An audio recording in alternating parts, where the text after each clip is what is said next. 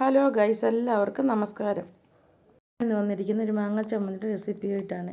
നമുക്കൊരു മാങ്ങ, ഞാൻ ഒരു 300 ഗ്രാമിൻ്റെ മാങ്ങ എടുത്തിട്ടുണ്ട്.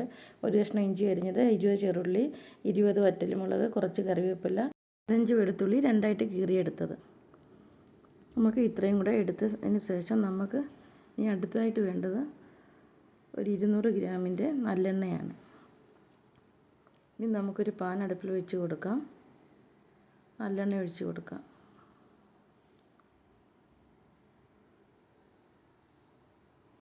നമുക്കിനി ഒന്ന് ഓരോന്നോരോന്നായിട്ട് വറുത്ത് കോരിയെടുക്കാം. നമുക്ക് ആദ്യമേ തേങ്ങ വറുത്ത് കോരി മാറ്റി വയ്ക്കാം. തേങ്ങ നമുക്ക് നല്ലപോലെ മൂപ്പിച്ചെടുക്കണം. നല്ല ഗോൾഡൻ കളറാകുന്നിടം വരെ മൂപ്പിച്ചെടുക്കാം. ഇപ്പോൾ തേങ്ങയൊക്കെ നല്ലപോലെ മൂത്തിട്ടുണ്ട്. നമുക്കൊന്ന് കോരി മാറ്റി വയ്ക്കാം. അടുത്തതായിട്ട് നമുക്ക് ഇഞ്ചിയും വെളുത്തുള്ളിയും ഒന്ന് വറുത്ത് കോരിയെടുക്കാം.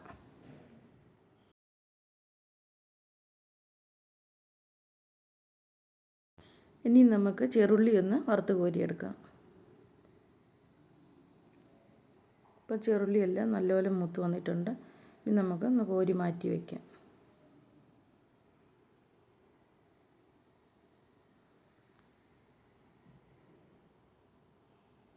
അടുത്തായിട്ട് കറിവേപ്പിലയും വറ്റൽമുളകും കൂടെ ഒന്ന് വറുത്ത് കോരി മാറ്റാം.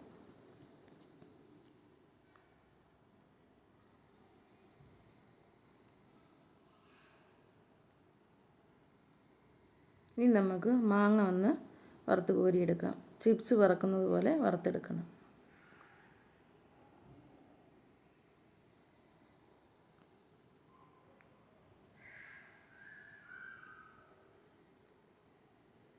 മാങ്ങയൊക്കെ ഇപ്പം വറുത്ത് കോരി മാറ്റി വെച്ചു.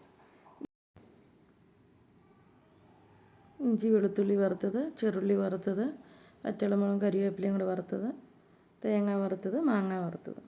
ഇനി നമുക്ക് മിക്സിയുടെ ജാറിലോട്ട് ഓരോന്നോരോന്ന് ഇട്ട് കൊടുക്കാം. ആദ്യമേ തേങ്ങ ഇട്ട് കൊടുക്കാം.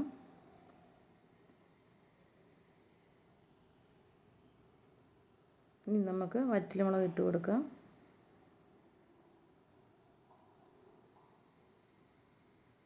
അടുത്തതായിട്ട് നമുക്ക് വെളുത്തുള്ളി ഇഞ്ചിയും വറുത്തത് ഇട്ട് കൊടുക്കാം.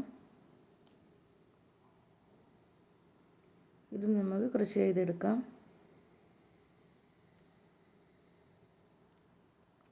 ഇനി നമുക്ക് ചെറുള്ളിയും മാങ്ങയും ഇട്ട് കൊടുത്ത ശേഷം ആവശ്യത്തിന് ഉപ്പും കൂടി ഇട്ട് കൊടുക്കാം.